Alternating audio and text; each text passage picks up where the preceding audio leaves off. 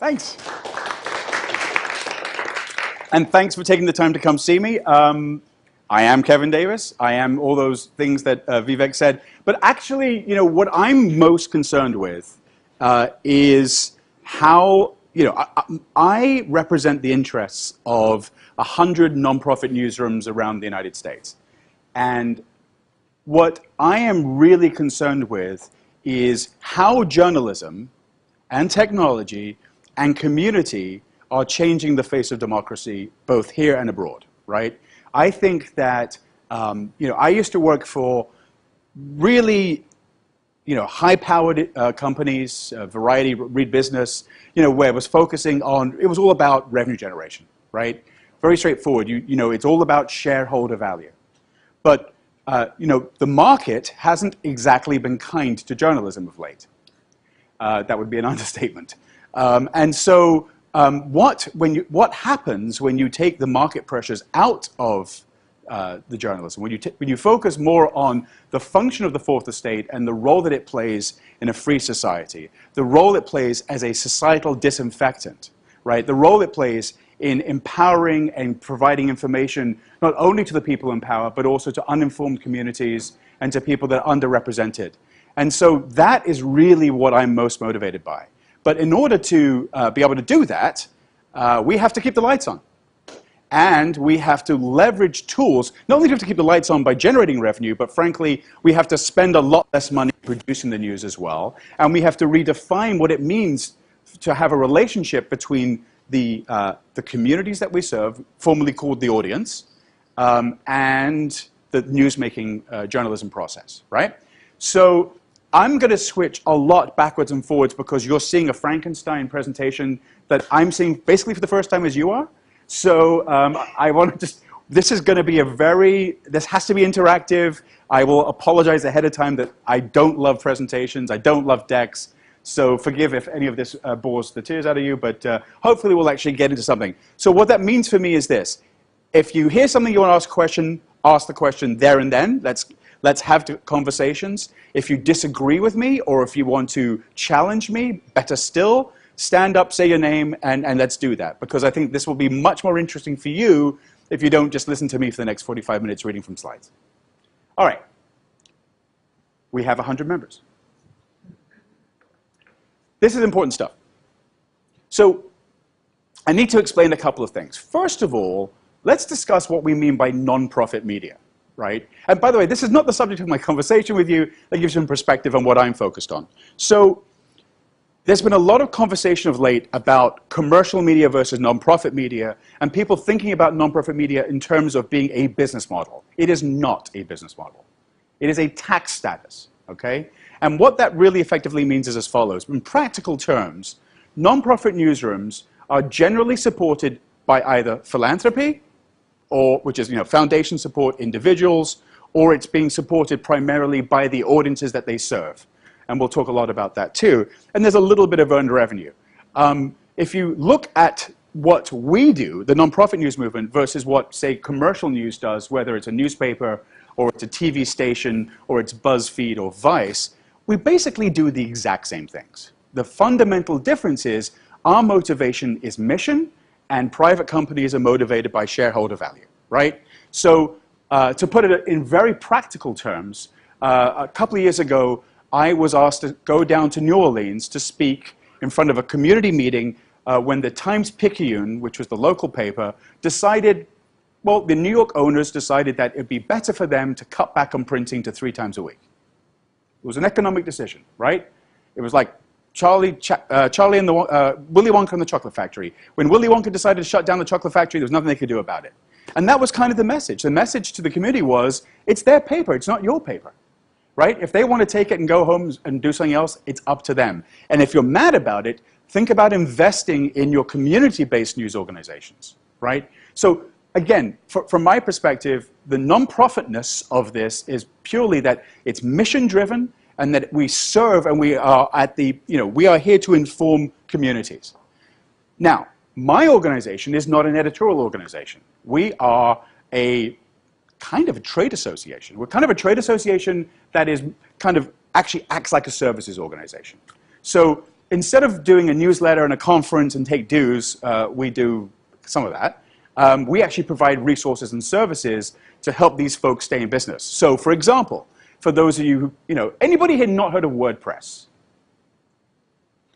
Pretty good. Okay, good. Everybody knows what WordPress is.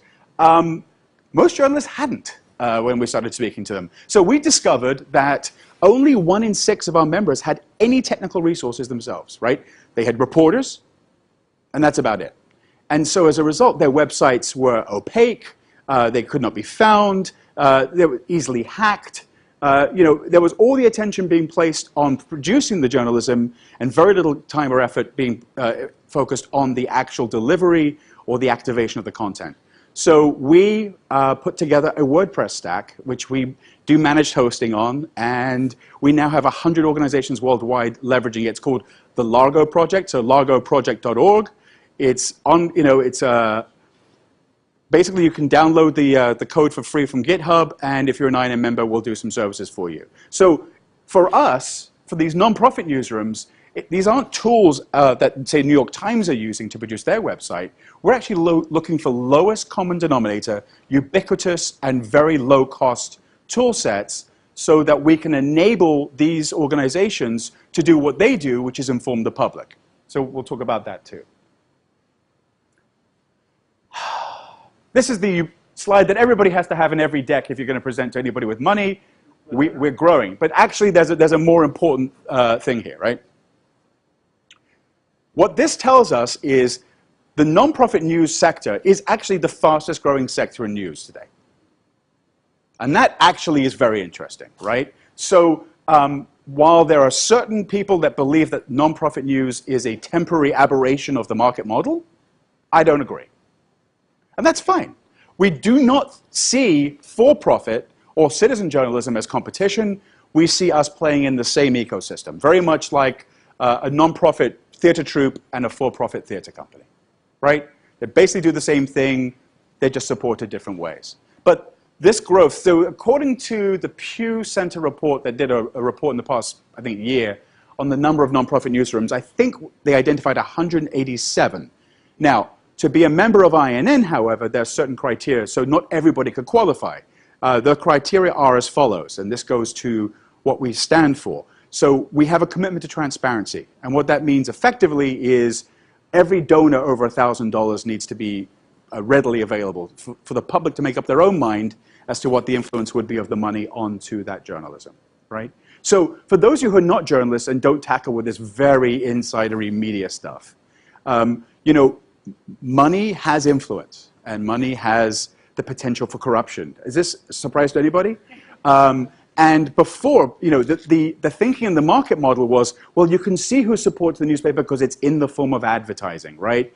You can see that Macy's is a big supporter of whatever newspaper. Yeah, but, right? What you don't often see is the corporate folks behind it and how that works. So we believe in a commitment to transparency. Not every nonprofit does. In fact, there is a long tradition in the United States for charities to actually accept anonymous donors. But because what we do is the information business, because what we are in is about transparency, we hold ourselves to a completely different standard. The other thing is an organization must not be in one political party or one religion's sort of agenda point.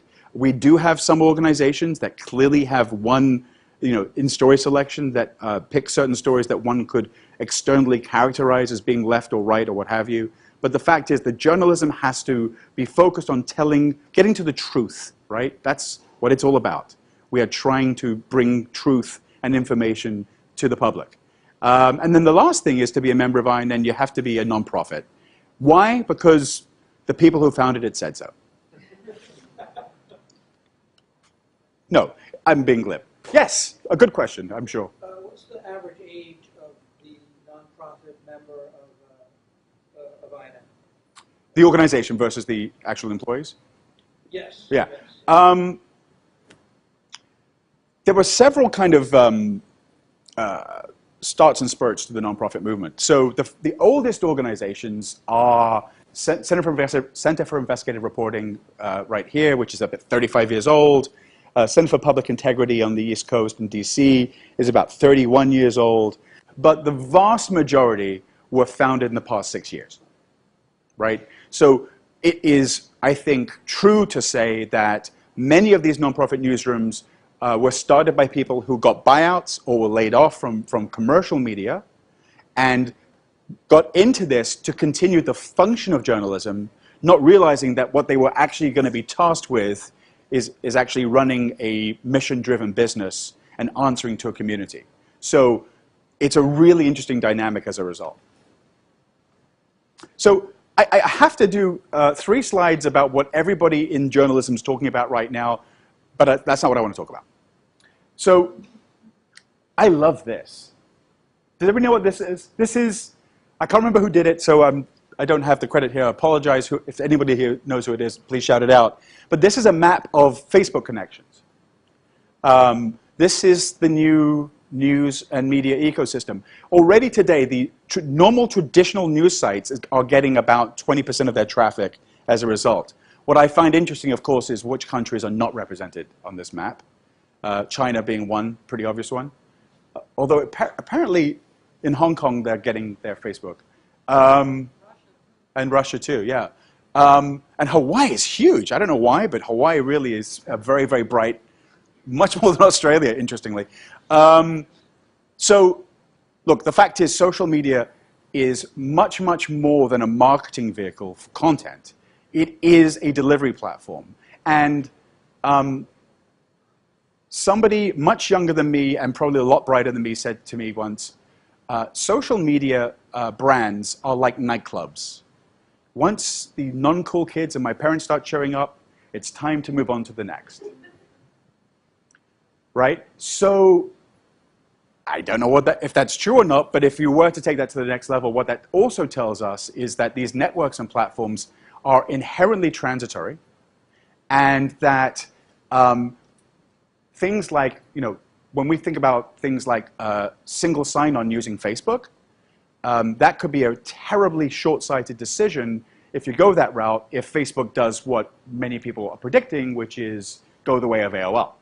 I don't know if that's going to happen or not, but it's an interesting conversation. The other thing that's really being talked about a lot from the insider journalism space is mobile-first news, as if this is some new revelation that people actually get content other than reading long-form text from a newspaper or a PC. First of all, PCs are not going to exist very soon. But what this really effectively means, again, we're not a high-tech business. We're really kind of a low-tech business. Lowest common denominator. How do you handle this? Well, the whole conversation about app versus responsive design, the whole conversation about data and how the user can manipulate it and what the utility is, those are the kind of questions that we need help answering. So my underlying theme for my presentation today will be, what are the opportunities for folks like you to actually make impact with folks like me, right? Actually, let's rephrase that. What is the opportunity for folks like you to make an impact on citizenry via organizations like ours, right? Because we are in the citizenry game. Does anybody know who these folks are? Besides the pixelated picture? Right, so we got Glenn Greenwald, we got Nate Silver, and the guy from Vox. Is that right? So right now, there's a huge push. There's a lot of money being invested in talent and talent-driven content. We've seen this cycle before. My background actually is more entertainment in Hollywood. This is what it's based on, people. This is why, quote-unquote, movie stars get production deals. This isn't, in my opinion, anything innovative, but when you're seeing hundreds of millions of dollars going into these kind of content plays, it does beg the question what the return would be and what the utility is going to be for this kind of content. Now, in the case of Glenn Greenwald and The Intercept, I would say, that's one of several projects that First Intercept's doing, but as the news came out today, there's some real, even when you have $250 million, you have some problems, is what the, I guess, underlying thing there is. So here's what I want to talk about. If this isn't, believe it or not, this is going to be news to none of you and is always news to the people I present to, which are actually professional journalists. Yeah, what do you mean? They absolutely need us. This is sacrilege. This was who your parents or grandparents got their news from. This is people my age, where we got our news from as well, and more than likely you're getting your news this way, right? And it's probably not coming from a media organization per se. It's probably coming from individuals who are then basically aggregating, bookmarking, and elevating content that they think is going to be relevant to you, but they're not thinking about it as content. It's like, hey, did you see this? What do you think about that? This is Halloween type scary stuff for journalists, right? Because they don't know how to monetize this just yet, but we are seeing some interesting headway there. By the way, I'll go constantly between the money-making side, the technology side, and the impact side. So these really beautiful-looking slides you're about to see actually were done by somebody who works for me who's really great at this, and then you'll see my really boring slides later. But there's my nod to Lisa Williams. So tip of the iceberg, right? Our problems are distributed and global. This is happening on a global basis. Now, yes, there are some newspapers that are growing in Southeast Asia. And yes, we are seeing subscription growth in some places too. But that's an anomaly. It's quite apparent that this is not just a US-based problem. This is happening across the board. How do I know this? Because I go to these global investigative journalism conferences, and everyone's lamenting the same issues. A map of the world. No, this is actually a map of the members of the globe. Yes? Oh, no, I was just motioning to the parts of the world that you talked about. Oh, okay. Did I? Oh, shit. Sorry. We were just talking about how Southeast Asia was. Right, but it's on my screen here, but this is, I'm on a wide template, and please forgive me. This is actually a map of the members of the Global Investigative Journalism Network,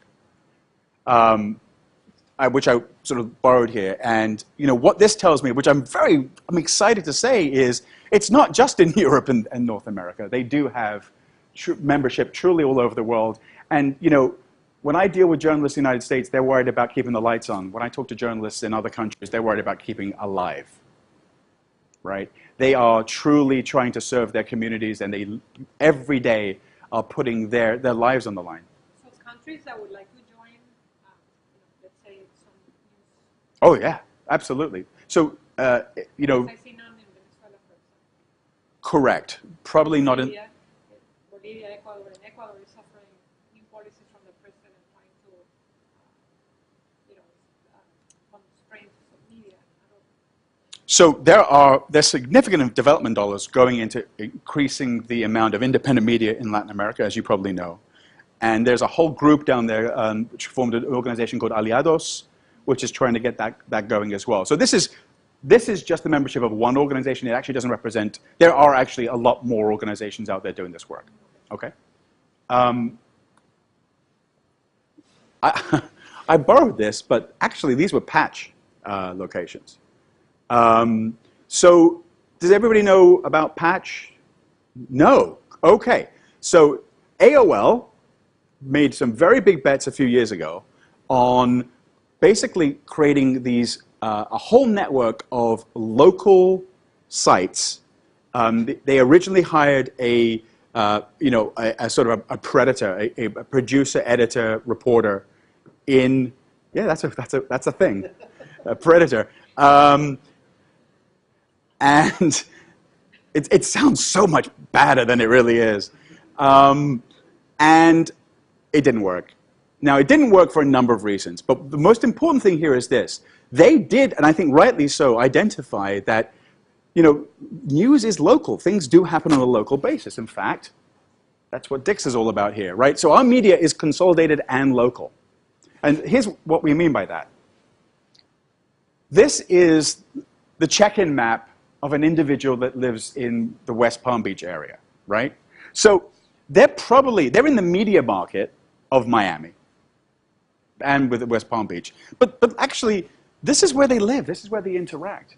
What's happening here or what's happening down in Miami is probably not that relevant to them, actually, right? So if that's the case, and there's a technology play here, right? If that's the case, then is it any wonder that these markets are having such a hard time keeping their audience or remaining relevant, right? That you no longer, again, go back to the whole that picture of the venerated Walter Cronkite. You no longer need to tune into the news at 6 p.m. to find out what's happening in the world. In fact, if you do tune into the news or pick a newspaper, it's almost assured that you've heard the big stories already, or you've seen the big stories already, right? So this is both a dilemma and an opportunity. Another case in point. I get to work through a bus.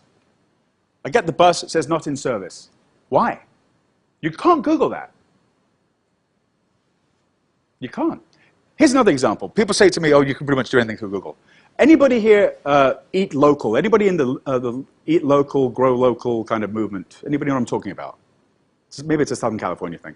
You know, the idea is, and believe me, I don't know the theory behind it, but the things that we consume, if they've grown locally and consumed locally, are have the same environmental things that we do, and so therefore it's supposed to be healthier for us. That's kind of the long and the short of it. So if you went into a community and you wanted to go to a restaurant that only served food that was grown, that was sourced locally, how do you do that? Do you literally have to go to everybody's websites and figure it out? No, you're going to go to Facebook. You're going to say, hey, anybody in Palo Alto know of a restaurant? And then your friends are going to tell you, right? So there are major shortfalls to what's relevant in the information that you get on a community basis. And there's no wonder that we rely on each other to actually give that information. But we're not getting that information from what is considered to be commercial media. So when I came up with the idea of what I'm going to call this thing, I wanted to focus on community news. But obviously, I'm quite happy to talk about broader issues around nonprofit news as well. So some people in kayaks. You know, thank you very much. That's the end of my presentation. This is what's really interesting. How did those people get there? Why are they there? What do they have in common? Right? These are all the same issues we face when we talk about why we pick places to live and where we get our information and news and our entertainment and who we socialize with. Okay? So what's really interesting is most traditional news models are not based on relationships with the audience. They're based on relationships with advertisers and sources, right? It is a traditionally almost paternalistic approach. We find out what's important. We're the arbiters of what's important. We tell you what's important. You find value in it. Community models are exactly the opposite, right? The community tells you what's important, and then you do what you can to fill in the holes. It's a very, very different paradigm shift from thinking on a journalism basis. So, you know, like many good things, it starts in the garage. This is the in Southern California, my favorite farmer's market, Ojai, California, beautiful place. You know, it's not about vendors and it's not about small businesses and getting advertising like Patch was. It's about being present in the community and being reflective of the community that you're serving. It's about being present here, and yes, here, right? So this is the other thing. If you're not prepared to get into the line of fire, don't go into journalism, right? You know, I don't need to tell anybody here how difficult it is to report on in certain areas. And this is from Ferguson, which is obviously here in the States. But, you know, reporters do often get themselves out there. So even community journalists are called upon in times of crisis to be the information, to be the source. When Sandy hit, or actually better still, when the Bridgegate scandal hit, that was broken by a very small New Jersey-based community newspaper, right? They figured it out first, and then everybody else ran with it. So, as you can see, I did not test it on this screen. So this is actually from the San Francisco Public Press, who are one of my absolute favorite groups locally. So this is what's interesting about community journalism, right? So it used to be that the reporter's job and the editor's job was to produce a piece, they would hit send, and automatically it would get broadcast or it would get distributed, and then maybe they get a letter or two, and they move on to the next story. But in community journalism, and particularly journalism that's going to be data-based, and using tools, it's evolving. So here we have a very rough list of potentially dangerous residential buildings. It's highly likely they're getting these tips from the people that are reading them, right? Their job is to then to take that information, present it back, and give people opportunity to actually help inform each other. This is Scott Lewis. He is the president, CEO, and sort of uber great guy from Voice of San Diego. This is another really interesting point, right? San Diego is not a news desert. You've got the UT down there. You've got one of the strongest public media stations in the country down there. You've got plenty of broadcast TV. So why then is a startup 11-person shop able to go in and hold the most important political town hall meetings, right? Why? Because they're tackling the issues that, frankly, commercial media has been leaving behind. They're dealing with civics, they're focused on community, and they have real utility, right? They're bringing it to it. And they're personable, so they're present. Going back to San Francisco Public Press. So what I love about San Francisco Public Press, in a very retro move, they print a paper. And they distribute it on the streets of San Francisco, now thanks to a very successful Kickstarter campaign. You can actually hail down a bicycle guy and he will sell you a paper, or a lady. Their goal was $10,000. I then helped them get an additional matching grant. So they tried to raise 10, they got $30,000 for this project, and it's online now and it's working in the streets of San Francisco. Now, this is another thing that's really important to point out, because as technologists and people thinking about solutions, you want to think of something that can have wide utility, right? I mean, you're always told, think as, as widest utility. But the fact is, not every idea suits every market.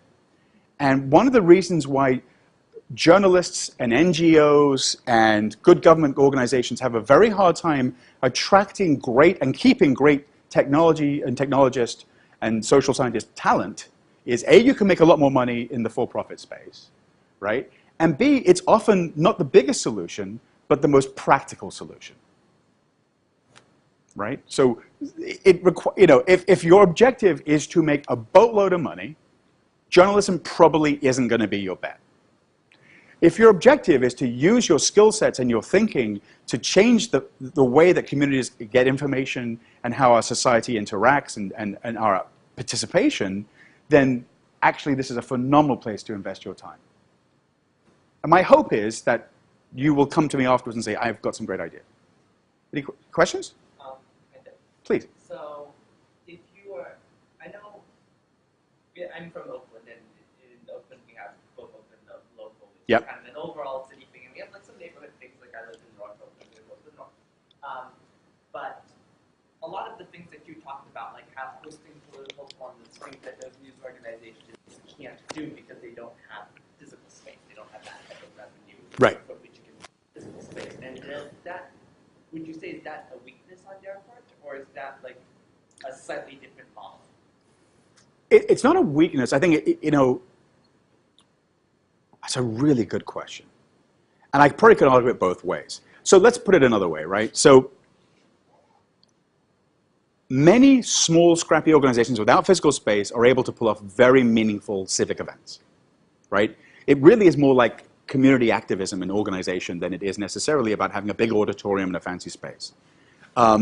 So I think from a perspective of what it takes to organize people and actually get information out there, it's a tool-based system. It's going to be word of mouth. It's very community-based. So from that perspective, I don't think it's a weakness as much as that you just have to go about it in a different way, right? The alternative is, in New York, there's an organization called Crains, C-R-A-I-N-S, and they hold these really fantastic Crains breakfasts, but they're very suit and tie, buttoned down. You pay $100 at the door, and you get to listen to some speakers. It's a very different model. It's a different target. So I don't know if I don't want to say strength or weakness. It just, you have to kind of deal with the cards that you're dealt. You know what I'm saying? And folks like Oakland Local, their total operating budget minuscule compared to even most. Right, exactly. So leveraging public spaces, frankly, leveraging a lot of techniques that are used by community activists. And Susan Murnett she's right there, right? Hack the Hood, and she's also, now this is another thing. Content is not actually very easily monetizable, but utility and service is, right? And so journalists who are trying to reinvent the industry are often focused purely on how do we monetize the content. So you'll hear people say a lot, how do we get people to pay for content? Well, the answer is you may never get people to pay for content. In fact, if you look at the traditional model, 90% of the revenue came from not paying for content, but paying for an audience. That's what advertising is, right?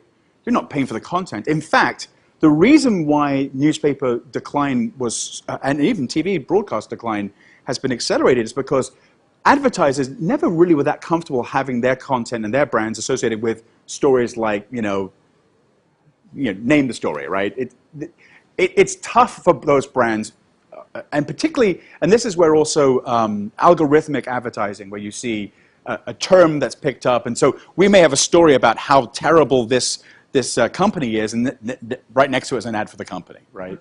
So the advertisers want nothing to do with that, but the model was never about that. Only 10% of the revenue came from subscriptions traditionally, or thereabouts, depending on the model. So I guess what I'm saying is this. The models that we're coming up with now are often about leveraging the way that the utility and the service the operation has, not necessarily just the content. Yes. I'll show you. So I have Yeah. another question. So I'm wondering, so two caveats. One, I've never been on Facebook. And the other thing Ever? is I've not ever. And, You're pure. And I still get two newspapers delivered to my home.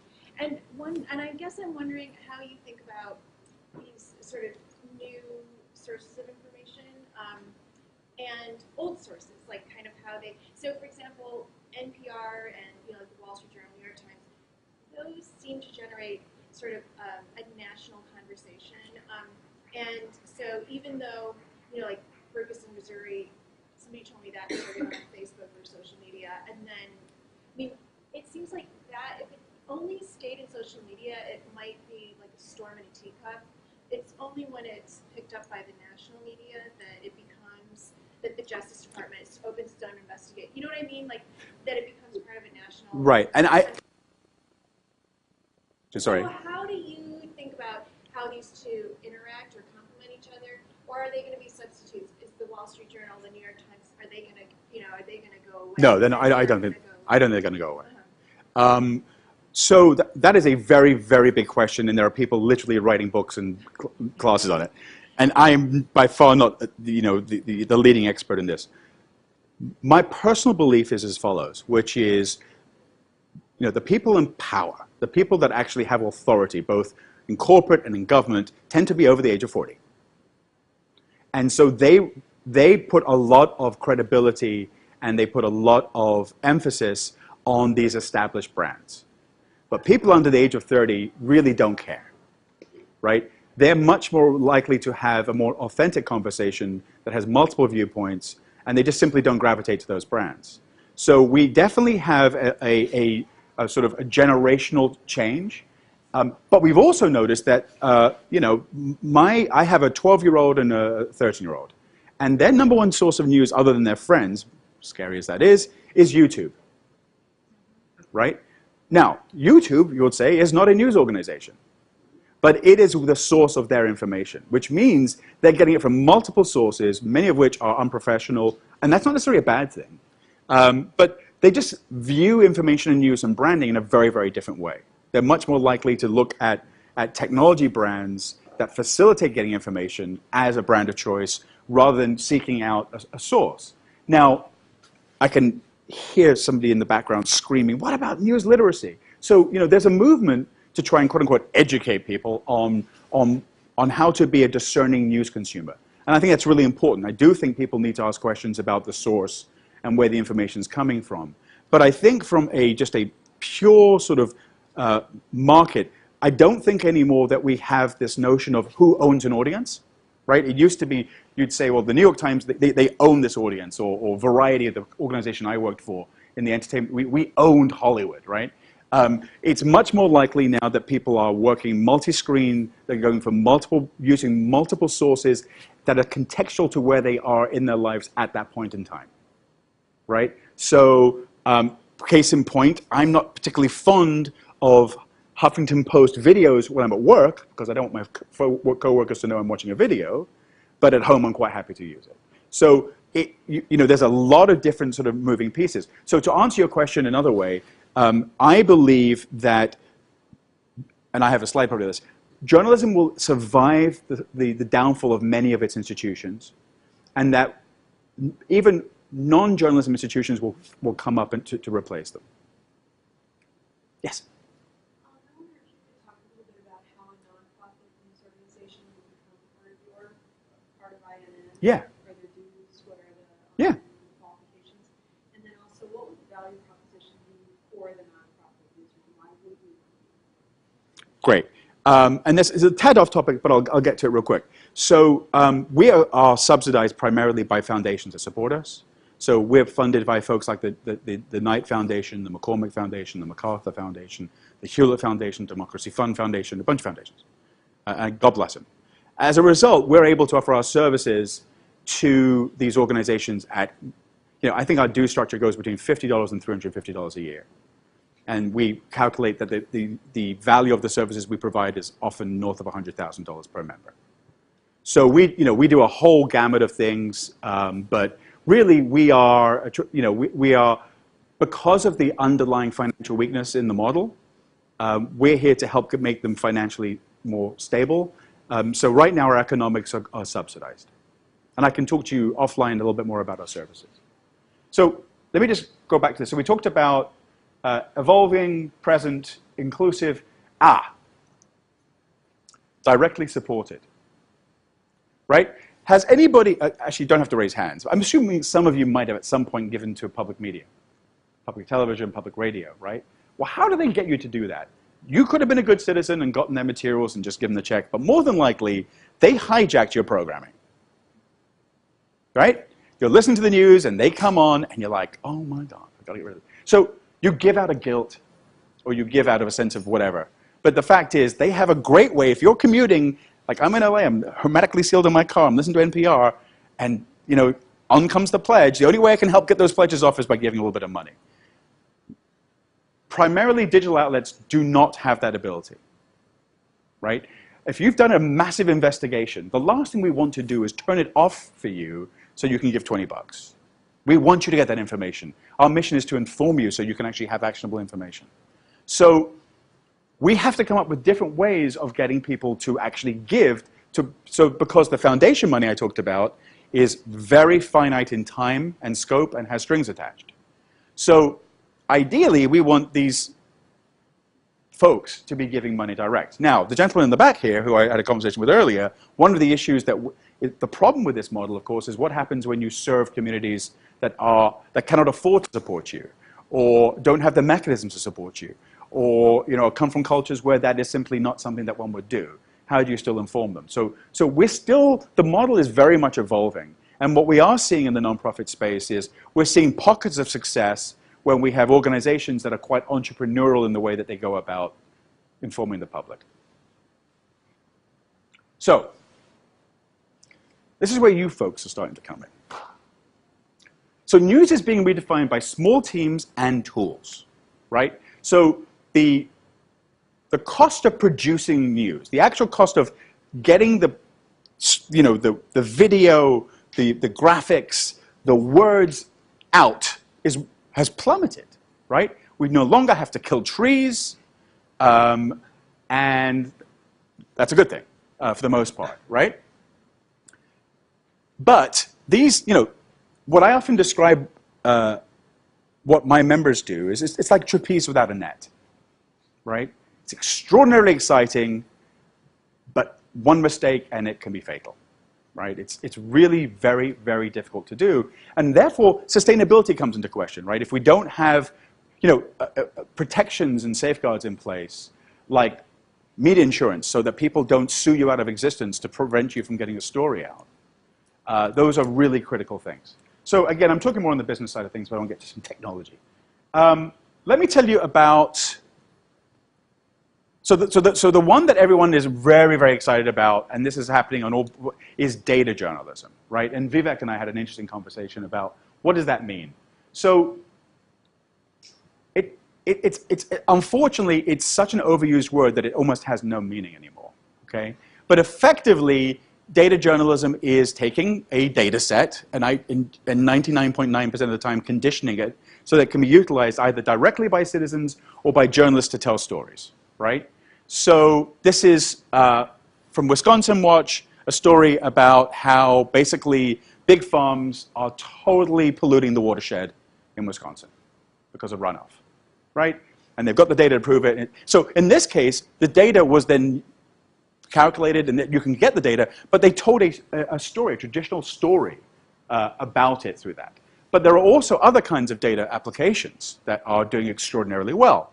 So one of my personal favorites, Texas Tribune has a data set that you can look up the salaries of every public official in the state of Texas.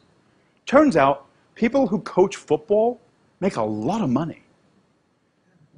Who knew, right? I didn't know that. More than actually the deans of the schools. It's pretty interesting. Almost as much as the governor, if not more. So that's kind of interesting. Another really great data project is Dollars for Docs. So this is by ProPublica. You can go look up, you type the name of your doctor into this search field, and it tells you which pharmaceutical companies they have taken money from or taken services from. And then you start to think about, well, why did that doctor recommend that medicine to me? Right? So great utility. In that case, a data set was taken, an app was built, and that lives on the website. It doesn't necessarily require a journalist to write stories about it per se. So what data journalism is doing is it's enabling us to redefine how we tell stories and how we have utility with folks. Right? This is all completely out of order. Oh, well. There's a guy who I find typically, he's really a disruptor, I think, in thinking. A professor, journalist, author named Jeff Jarvis out of CUNY in New York. And what this basically says, which when I first read this to journalists, again, sacrilege, get the pitchforks, this is horrible, right? But actually, this is really, really interesting. And what I like about this says, first of all, we should be filling in gaps, right? We are no longer, this notion of the paper of record or the organization of record. I used to work for an editor-in-chief who literally said, if it's not on our pages, it didn't happen. That's awesome. That's like, Lois Lane and, that's Daily Planet kind of stuff, right? It doesn't work that way anymore. So now we should be maybe looking for holes and opportunities there. And then this is what I'm also really interested in. Or use platforms that already exist to enable that, right? How many times do we see custom-built solutions that are never as good as the ubiquitously available solution that's already out there? Sure, maybe it wasn't made just for journalism, but it's used by everybody. A case in point, WordPress, I keep coming back to that one, but there are others, Google Docs and others. And so Twitter. And so you see things like Storify and Document Cloud. And these are basically services that are built on top of existing ubiquitous platforms, leveraging what's already there. So, of course, by now you're totally in. You're going to just go out there and start a community journalism organization, right? Sure. So, okay. This bit, admittedly, is more for journalists who are like, maybe have been laid off and maybe are thinking about doing the next thing. But let's just go with me on this, right? So, the first thing we have to ask is, and this is really actually very much in the reporter culture, right? What can I do that I don't need to get anybody's permission to do? I used to work for a movie studio, and we used to make, movie studios are effectively IP licensing organizations. They own copyright and they license, and it goes into different media. And so it's all about control, and it's all about making sure that people pay you for what you want. This happens all the time in media. But when we think about community journalism and we think about independent journalism, we're trying to completely flip the switch on this, right? The other thing, this is probably, bless you, twice. This is probably, besides being very fuzzy, really, really, really important to remember whether you're a technologist or a journalist. It's very, very hard to get people to stop paying for something once you've given it to them for free. Right? So unfortunately, many journalists, independent journalism organizations, give content away for free, hoping eventually they can make the switch to subscription, or they can make the switch to syndication. That is very, very difficult to do. The other thing is people need to get trained on and across disciplines. One of the things I love about what you guys are and what you represent is you've got all these different disciplines in the room. We'll come to hear a guy talk about community journalism. But the fact is that if you come out of a traditional model and you've been trained as a journalist, yes, you may need to learn how to do some programming. Yes, you may need to learn how to produce video. You know, who has time to figure that out on the job? Somebody smarter than me, who I can't remember the name right now, said, you either are, today in the media space, you either have to be miles wide and an inch deep, Yahoo, or you better be an inch wide and miles deep. And that's where community comes in, right? So you have to, and it's much more likely that you can pull that off than be somewhere in the middle, right? We used to sell size of audience. We now sell quality of audience. And what I mean by sell is we serve and we try to monetize that, okay? So everything about something and brand around what it is that you're serving, okay? So if you are going to be a community journalist and you want to, and you live in East Oakland, you know, you better have things about the schools, you better have when the town hall's meeting, and if you don't have that information, you need to link to somebody who does. Because if you're filling holes, bless you, if you're filling holes, you need to make sure you understand. Your job will be to sort of figure out what people need and then give it to them. And then hear from them what else they need, and it needs to be evolving. So, this is out of order, I apologize. This is my Halloween slide, congratulations. This is all about, so again, journalists sometimes scared about technology. XML, okay, good. So, you know, on the simplest terms, this is what we tell journalists. Scrape it, grab it, map it. Right? If you're going to be putting some kind of news application together, some kind of auto-magical thing to inform the citizenry, honestly, most of the journalism projects we're seeing are those three principles. This is where you come in. So, I'm now going to tell you about all the places that we have really bad systems and tools on, with the hope that some of you might think, I have an idea that could be applied to this. Highly unlikely that you're sitting here thinking, how can I fix journalism? But in case you are, God bless you too. So, syndication. Has anybody noticed recently how many AP stories they read on news sites? Yeah? Does anybody know who AP is? Associated Press. Right? So back at the turn of this last century, not this century, 5 newspapers in New York City decided that they'll get together and they'll basically work together to get the content out there. And it was literally, I think, pigeons or something. So, and that was, out of that was born AP. And it's, you know, unfortunately, as we, you know, in case you didn't know this, we are now down in the industry of journalism. We are now down in the way of professional reporters. The workforce level now is pre-Watergate, pre-My Lai, right? If you think about how much news and information you get, and you think of how many news outlets there are before there was like 5 or 4, that is extraordinarily bad, right? What that means is you are now getting your news and information from fewer and fewer sources, like the AP, and people are just parroting what they hear elsewhere, right? That's why you get a lot more talking heads on TV, because they've got nothing to say, and because they're not doing original reporting, right? So one of the ways we're trying to help our independent news organizations monetize is not only give them carriage and distribution, but get them paid for it. The problem here, and this is where an opportunity is that the mechanisms that are controlled are tied into these old archaic systems like AP and their system. So basically, AP puts a pipe into a news organization's sort of internal CMS, and it gets pumped out as a broadcast or I'm overly simplifying it. But the fact is, we need better ways to get the content syndicated so that so B2B, other news organizations can use our content, right? Please. So syndicated, I don't know. No. So to publish simultaneously or supply for simultaneous publication in a number of outlets. All right, I produce a story, and then I send it out to 15, 20 places in the area, and they all publish it too. That's syndication. And then hopefully they pay me a little bit of money.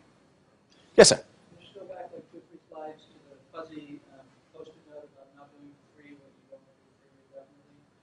Of the INN members, do most of them have paywalls? Hardly any of them? None of them, as far as I know. The reason really is because they're also, their mission is to inform the public. And so if, very, very hard to try and make your content as widely available as possible, and as opposed to just make it available to people who can afford to get it. So membership, yes, absolutely. Subscriptions, a little bit less. But paywalls seem to be the antithesis of getting the information into as many people's hands as possible. Please. This is a lot question, but do you operate with all these members, like, for example, the Drudge Report? The Drudge Report? We do not. If you go to your website, you have a website Yes. and you access all those independent... Yes, so again, Drudge Report is an aggregator and doesn't produce his own journalism and is not apolitical.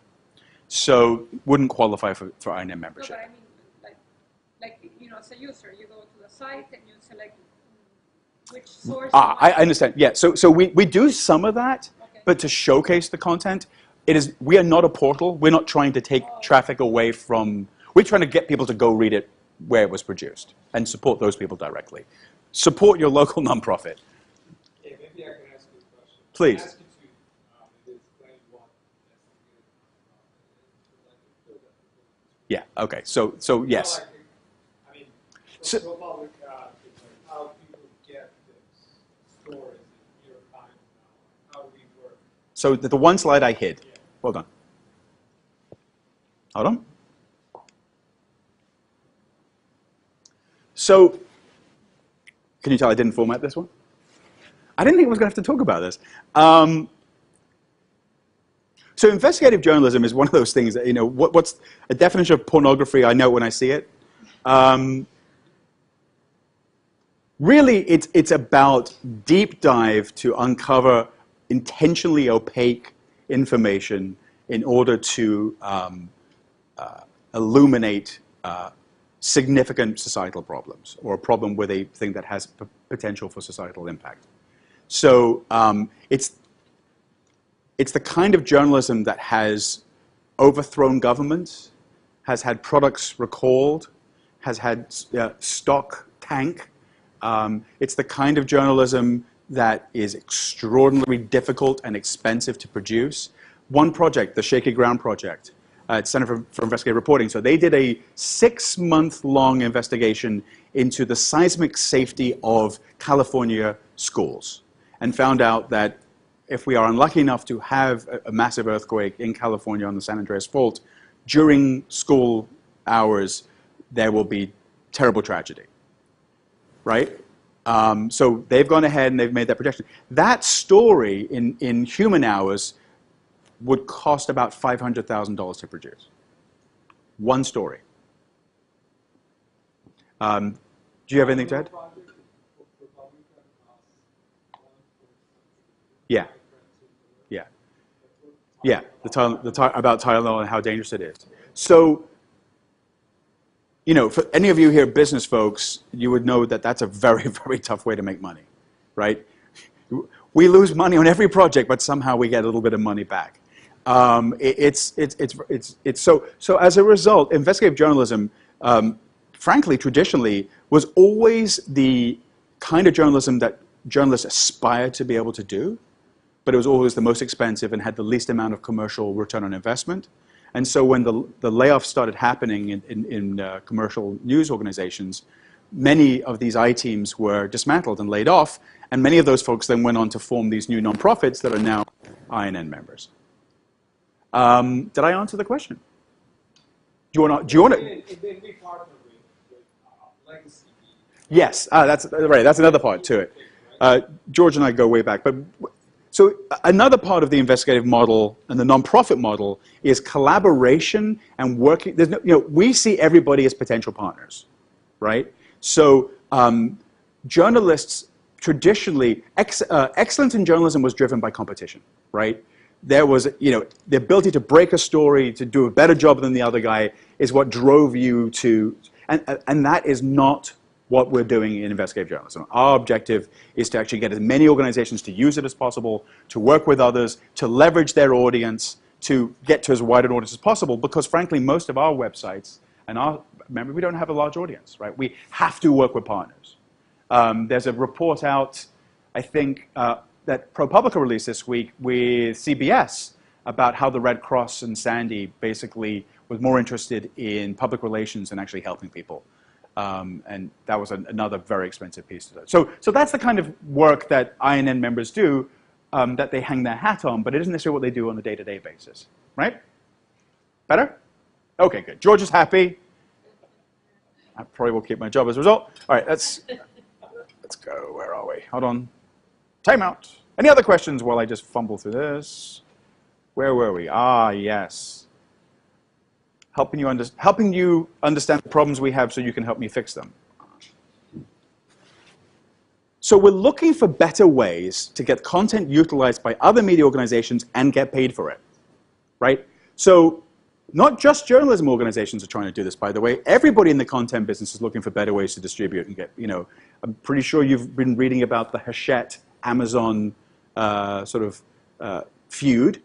The fact is that there are fewer channels, even though we have digital now, than one would imagine. So we need some help there.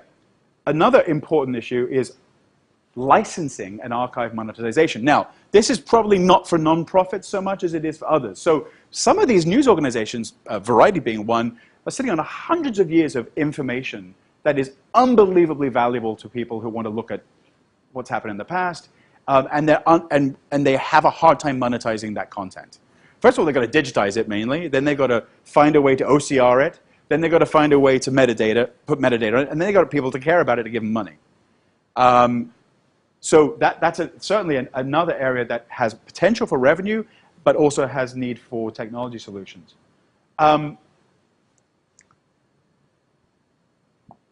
What's really a model that I find very interesting is news organizations now can actually train people on how to actually become news makers themselves, or at least news generators themselves. And so we recently launched a site called newstraining.org, and I looked at 15 different distance learning applications. They're all MOOCs. They were all basically for massive, large university type environments. We couldn't find one that worked for us, so we did it on YouTube, right? So turns out that I would imagine there's at least 5 to 10 sectors that have internal distance learning issues, like corporate communications and the like, where there are solutions that still need to be invented around this. Oh, maybe they're being developed now and I don't know them. By the way, if anybody knows of something that you think say we should try this, I need to know. Thank you. I'm going to blow through that. Membership. So the big kind of technology conversation we're having right now with a lot of these organizations is the integration of, I'm going to use acronyms and I'll explain to you what they mean, CRM with CMS. Anybody want to take a stab at defining what I mean by CRM integrated with CMS? So effectively, CRM, customer relationship management tools, were primarily invented, Salesforce.com, right?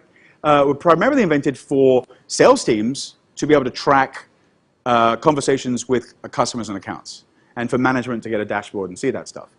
Turns out, however, that when it comes to personalization of a web experience or a digital experience, if I know that you have previously come to one of my events, so you're kind of a little bit familiar with my brand, I want to be able to serve you a different communication than you who may have never heard of our organization before, right? So if we take this tool of using, basically we leverage content management systems and integrate with CRM, we can actually start to create environments and experiences that are far more one-to-one and interactive, right? And we strongly believe that if we can serve you better that way and get you involved in the conversation, you're more likely to support us, or certainly value us over other services. So this is something we're playing with. Salesforce is a terrific service, but can get very expensive. There are other services we're using, like PowPress, P-A-U Press, which is a WordPress plugin. But again, we want to create personalized experiences for people while we're informing them. Subscriptions. One of the biggest issues around subscriptions, frankly, are digital pay systems, right? PayPal is expensive.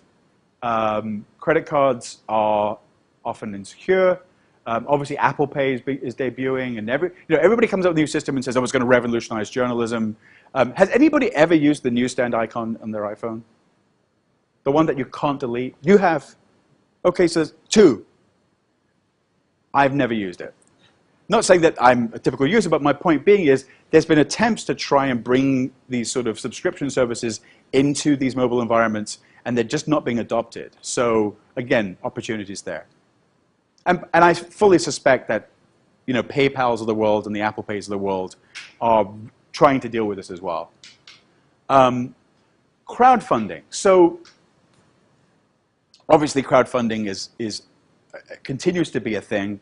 A few years ago, there was a site invented by a guy named David Cohn called Spot Us. David is a former fellow, yes? Sorry? Oh, okay. Reynolds fellow. I always get those confused. And he was focusing on how do we get people to crowdfund beats. Right, so in journalism, you know, you have a story, but there are beats. There are like certain things like City Hall, education, other things. And the problem is that in order for you to get the best information, you want the journalist to have domain expertise, right? If everybody writing a story came to the story new and afresh, what are they going to give you that you couldn't get yourself?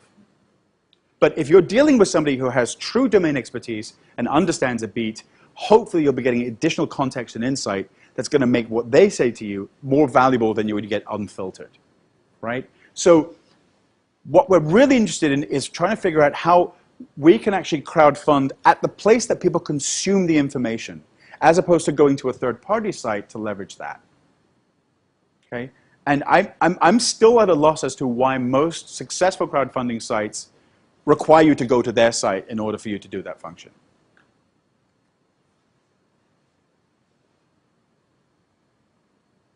The ability to give is actually much harder online than one would expect. And I can show you, I'm actually going to cut a lot of this short. Mobile and apps, of course, ebooks. This is ProPublica. You know, I heard today from CIR that they are doing just gangbusters business now. Now they have a radio show in podcasting. Basically, it's time-shifting audio, right, and paying for that utility. So again, this is really remarkable. You can get the show for free if you listen to it when it's broadcast, but you're just as happy to pay $1.50 for it if you can listen to it whenever you want, right? What does that say about the value on the content, or what does it say about the value of utility? I used utility and service before, and you looked at me twice and said, what is that, right? That's what I mean by utility and service, right? The content has value, but actually you pay for the utility of it or the service for it probably more than you pay for the content. And events, getting out there, being present. We talked about this is Texas Tribune. They hold their Trib Fest. They get every major politician. We have another organization called MinPost. They do, I kid you not, the Min Roast, a vaudevillian-style roast in which people like Al Franken and the mayor of Minneapolis dress up and make fools themselves, and they pillory them with information and news that the public don't know about. And let's not forget, you know, actual transactions, e-commerce, right? If I'm a site from East Oakland and there are local artisans there, right, that they have their websites, but if I'm a brand that people trust about the community, why am I not actually creating revenue and creating a market of local goods through that service, right? That's something that I'm still baffled as to why major news organizations have never done. So, all right. So in the case here, we have here Magic City Post. That's Birmingham, Alabama, right? And this is a small community news site, and she has created basically a storefront for everything that's made in Birmingham, Alabama. She takes no inventory, right? So basically, it's a lead generation tool. So as a consumer goes, oh, that's great. I'd like to have this locally, I don't know, made couch. The order goes through. She takes a little percentage. They make the money. Everyone's happy, right? And the only reason why I think people aren't doing more stuff like this is because they don't think of it as news, or they don't think of it as a part of their function and utility. And I'm of the mind that you need to be doing everything you can to make money to underwrite the value of the content. Yes? This is a great presentation. Just wondering if you can go through that anywhere, your slides. I signed all rights over to it, so I think so. No, it isn't yet. But So we have a YouTube channel for the program on liberation technology. We'll post it there. But Kevin also has a video specifically on funding methods. And yes, if you go to newstraining.org, there's another version of this that I've given more from the journalism perspective. I'll tell you what I'm going to do. I'm going to spare you the next few slides. I'm going to cut right to the chase on this. I was going to show you a service that we've tried to develop in-house called ImpactMe, impaq.me. I'll just briefly show it to you. What this, no, I won't. So what this is, what the heck? Hold on. We're trying to tie fundraising to sharing, right? So impact measurement, by the way, is a massive problem right now for media in general. And in this case, let me show you in the environment. We replaced the standard share tools. A campaign is being put together, and every time a consumer shares a story, they help contribute $1 to the organization without going into their own pockets, right? So let me just be clear. A third party says, I'm very interested in supporting this organization, but I want proof that it actually resonates with people. So they tie the funding to the transaction of a share, and then they tie the funding to the additional transaction of a clickback, right? So this enables you to help support a nonprofit without digging into your own pocket. So that's something we developed. It's called ImpactMe. We're doing it internally. It's hard. So here's what we still need. I'm going to wrap this up, and then we can have a conversation. We really, really need a better way of, well, we need more tools to actually engage people, and we need a better way to track how we engage people, right? Page views, time on site, click-throughs are horrible for news. They just don't work, right?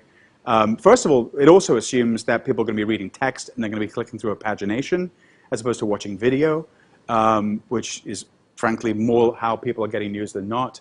So there's real opportunity around this. And oh, by the way, the movie studios and television networks will pay you a lot of money if you can figure this one out too. Okay? There's actual real money in this.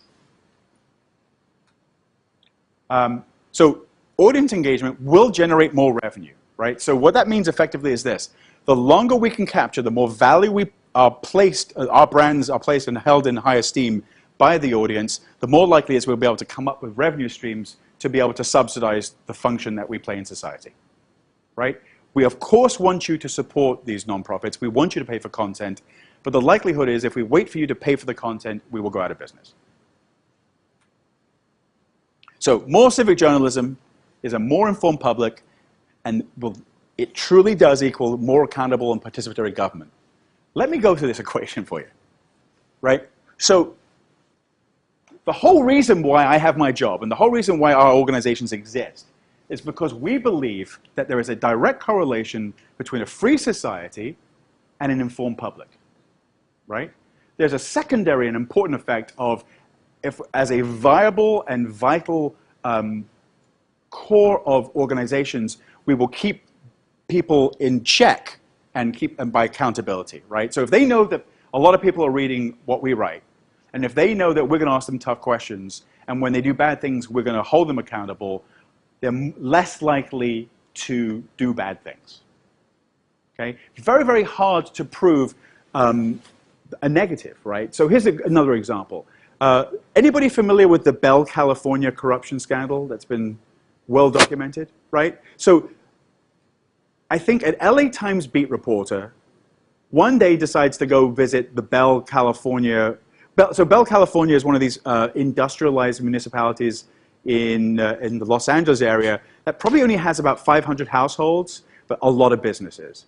And I guess the reporter went to go to City Hall and noticed that the meetings were gavelled in, gavelled out, and they've been voting themselves massive raises. And then dug a little deeper and found out that the police chief was making ungodly money, and people have gone to jail as a result. Now, it took a reporter 8 years to show up. They'd been doing this for 8 years before a reporter got on the job, right? That's not at fault of the reporter. The reporter has won awards for it and has done great work. But the fact is, when you have less reporters on the job, and you have less organizations doing accountability journalism, there's more corruption in society.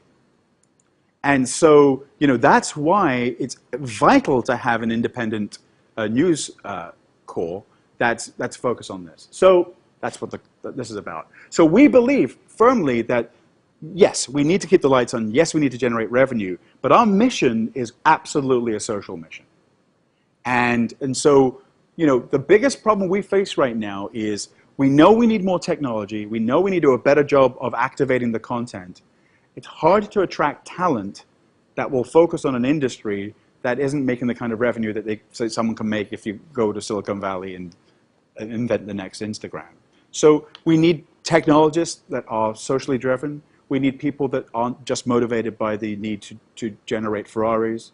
And I hope that we can now enter into a bit of a conversation where we can inspire some of you to go into this field. Thank you.